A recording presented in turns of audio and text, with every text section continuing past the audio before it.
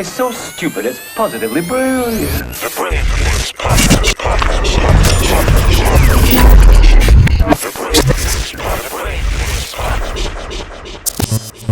I'm gonna be honest with you, I don't have no church announcements. I'm done with y'all motherfuckers. Good. I am done. Yesterday was my last day at Breakfast Club. Yeah. I'm tightening up some things today because, you know, we're recording the podcast right now Thursday morning. It's 8:30 in the morning. So after I do this podcast, I got one other thing to do, and I am fucking done until January 7th. Now, did you block off all this time to give 6ix9ine head? It was a short bet, baby. Like, it was a short bet. Yo, there's nobody. You were in the hot seat this week. Listen, I would never use that kind of hyperbole if I didn't think it was a short bet. Now, how long did it take you to find out how to properly pronounce hyperbole? It actually, you know what? It took. I always knew how to pronounce it, but for whatever reason, I said hyperbole. You were like, shit, did Elon Musk invent something? It's hyperbole. You know what I'm saying? It's the same thing as when Biggie said. Go like this right here. When Biggie said, "You look so good, I'll suck on your daddy's dick." Quoting Richard Pryor. It's all hyperbole. Or when Biggie said, "I'll fuck RuPaul before I fuck them ugly ass skate bitches." You know what I'm still saying? got this thing right here. Yeah. It's all hyperbole. So that's what I was using to let people know there was no way in hell 6ix9ine was beating this case. Yeah. And it's, you know what's so crazy about even if he got out, you wouldn't be responsible to suck his dick. If I would never, that's a bet. No, I'm not saying that you would have done it. He still didn't beat the case. He either didn't way. beat the case. Exactly. But now you got these idiots on social media who will say things now like, "Oh well, he only got 24 months. Technically, that's beating the case." No, it's fucking not beating the case. There's no such thing as technically he beat the case. I don't give a fuck if he got 24 months or 2 days. He got sentenced. Would you remove your chains before doing it, hypothetically speaking? Because I would never do it. It's a short bet. It was a short bet. But wouldn't that be slightly disrespectful to the Honorable Elijah Muhammad and Malcolm X? You just hear their chains dangling. It's called hyperbole. Right. Everybody go Google hyperbole. It's an exaggeration. You know what I mean? Like, you're a comedian. You do hyperbole all the time. Bro, I thought you said hyperbole, and I was like, you're really going for the sack with this blowjob. But once again, can we say something once again? Yes. I'm right. Like I am most of the time about shit. Okay? That's what people really hate. They want Charlamagne to be so wrong. Ooh, we got him finally. 6ix9ine is coming home. He's gonna have to suck that dick. I'm sitting back looking at all the memes like, yeah. Listen, where do these rumors come from on the internet? What do you mean? Like, as far as like 6ix9ine's coming home. That never came from any reliable source. That never came from a reliable source. Okay. You know what I'm saying? Where do you think it comes from? I just think people just start that shit, they throw it out there and it goes. Now, I will say last week. You don't think maybe a lawyer, maybe like someone's on the team? I think it came from the label. And the label made it up? I think it came from the label. I think the label was gauging the level of interest people still had in 6ix9ine. Not even as far as like regular people, as far as like the media is concerned. Because they hit me last week. And they asked me if I would be down to do a one-on-one interview with 6ix9ine. I said, nah, I don't think that would be a good idea. Yeah. Did you ask what type? I didn't know if they were trying to cash in on the bet. I didn't know that I'm gonna be his first sexual pleasure when he comes home. I don't fucking know. But I was just like, I don't think that'd be a good idea. I was like, his best 2 looks have been the Breakfast Club. You know, maybe the Breakfast Club. But I said I'll gauge interest. I said I honestly didn't know how I felt, but I was like, I don't know how I feel about interviewing 6ix9ine. Because if he would have got out, I would have felt like there would have been no accountability. You understand what I'm saying? Like you wild out, you know, you troll people, you order these hits on people got hurt, you know, you do all of this bullshit, you go to jail, then you snitch on every fucking body. Right. And then you just come home. And like you're just supposed to be embraced with open arms. Like, where's the accountability in that? Like, how does a kid learn? Right. How does a kid learn from that 6ix9ine situation if he just comes home reasonable on Wednesday? There's a situation where he's been in prison for, 13 months or something? 13 months. And, you know, you've been a big proponent of changed behavior. And not after 13 months. That's what the next question was. How long is it before you can get away from your past? Well, the best apology is changed behavior, right? So I would have to see how he comes home. So if he was to come home on yesterday, I got to see what type of person he is. Gotcha. You know, are you coming home humbled by the situation? Gotcha. Are you coming home acknowledging that what you did was wrong in a real way? Are you a changed man? Are you still out here telling everybody suck your dick? Right. You know what I mean? And by the way, I have no reason to trust him because he's a young troll. So he's the type of person that will say anything, right? To get what he wants. Right. So you come home and you try to be nice 6ix9ine. Nice 6ix9ine don't work. Right. So now you got to go back to suck my dick 6ix9ine and super thug gangster 6ix9ine because you surrounded by all of this security 6ix9ine, and then now all of us looking stupid again, and now we back where we started at. I never thought that the super thug thing was that compelling. I thought the self-deprecation was funny.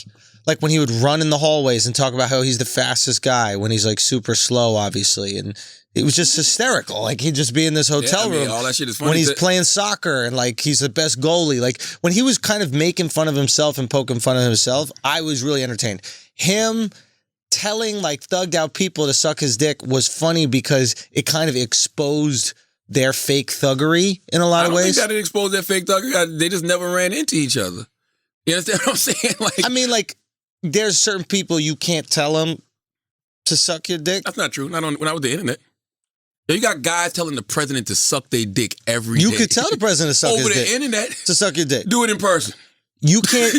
Do it in person with all the Secret Service and watch what happens to you. I think you could say suck my dick to the president. Not without getting tackled. You can't run up on him and actually physically make him suck your dick. But that's how it sounds on the internet. On the internet, anybody can be whatever they want to be on the internet. You can say whatever you want to say on the internet. But there are consequences to those actions, right? And even when somebody like 6ix9ine, that shit is all fun and games. So you look at the letters from the victims. Right. That they sent to the judge, or you look at the innocent you don't think about shit like that. The innocent bystander who got shot when he was ordering a hit on somebody. Here's what I would say. The illusion maybe before 6ix9ine was, yo, you don't even say a word about these gangster rappers, because if you even say a word about them, you might not have felt this way, but maybe someone like myself who's a little bit more removed, the idea was that they were like mob bosses, where it's like, you don't even say a word, because if you say a word, someone's going to see you about it. And then he could have still got saw. That's fair. That's fair. Yeah. But like he started saying a word about everybody, and none of them did anything, and it was kind of fascinating for. He didn't go nowhere though. You on the internet he was in with Chicago, like he was in all these places. They showed the video. He was in LA. No. They showed the video of this guy in Chicago, surrounded by police officers, surrounded by all this type flight security. This old block he went to at like 4:35 in the morning. He literally was there for like 40 seconds. Yo, he got kidnapped. What do you mean? He got kidnapped in Chicago, but he got kidnapped in New York. Here in New York. Exactly. So it's not even that hard to get him. He got kidnapped by his own crew. That's the thing. So it's not even that hard to get him. No, Andrew, he got kidnapped by his own crew. I can kidnap you right now. I know where you're at. Because I know where you're at.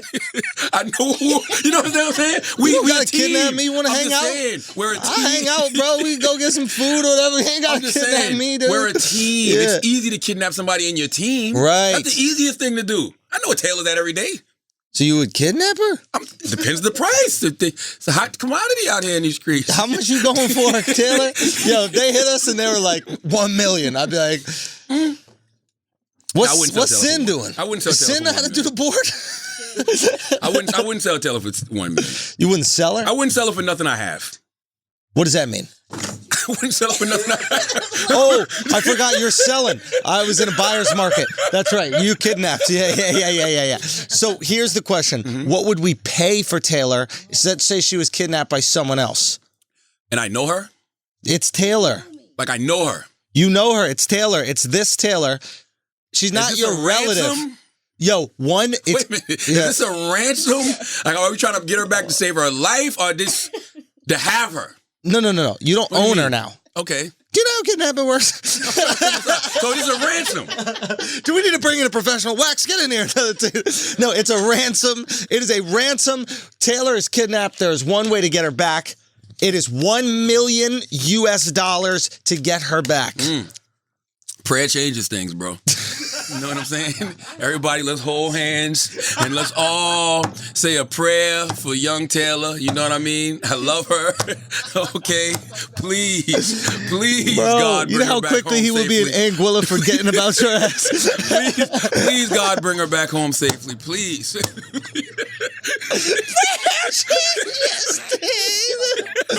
So you're not putting up $1 million for Taylor? $1 million's a lot of money, bro. Yo, $1 million is a lot of money, though. $1 million's a lot of money, yo. Say what? What about half? 500. I gotta see what kind of collateral your mom got. Can you get the house? Yo, that's true. I'm serious. Like, your mom got to put up the money first. What's that? It's not on Charlotte. I need some collateral. Like, if I put this money up, how do I make sure it's an ROI on this? No, there's no return on investment. That is an investment. It's not a stock. Yes, it is. If I put $500,000, I'm a free you, Taylor, but I get 20% in perpetuity. I wouldn't even put no interest on it. I just want to make sure that I get my money back at some point in time. But you can't get your money back. If you put the house up, if her mom put the house in my name. So you go buy her mom's house. Do you want Taylor back or not? Now you're holding her ransom too. You're doing the same thing. You're kidnapping her.